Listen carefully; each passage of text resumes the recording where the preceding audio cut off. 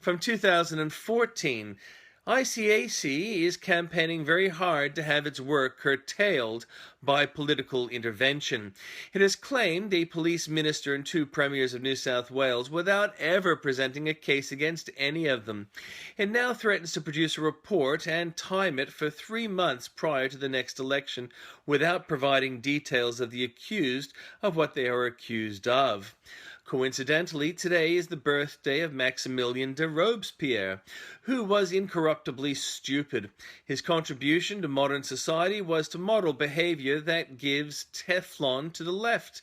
He had his conviction of left-wing idealism. He silenced his enemies by killing them, and he was executed by many that had been used by him to kill others. It seems that the ICAC are daring Conservatives to shut it down before it executes its duty to weed out corruption. Corruption that flowered for 16 years of Australian Labor Party government under an ICAC watch. Today is also an anniversary of a success of Thomas Cochrane.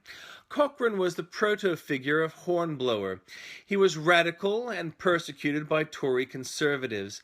On this day in 1801, Cochrane, on board the HMS Speedy, 14 guns, 54 men, captured El Garno, 32 guns, 319 men, from Spain.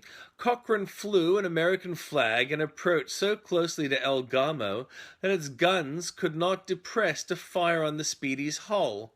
The Spanish tried to board and take over the ship. Whenever the Spanish were about to board, Cochrane pulled away briefly and fired on the concentrated boarding parties with his ship's guns. Eventually, Cochrane boarded the Garmo, despite being outnumbered about 5-1, and captured her. 13 years later, Cochrane was accused of profiteering from a fake report of Napoleon's death. He had profited, but legitimately, but was convicted by a Conservative court and government willing to turn a blind eye to facts. He was later pardoned after 20 years and reinstated into the Navy, where he rose to Admiral of the Red.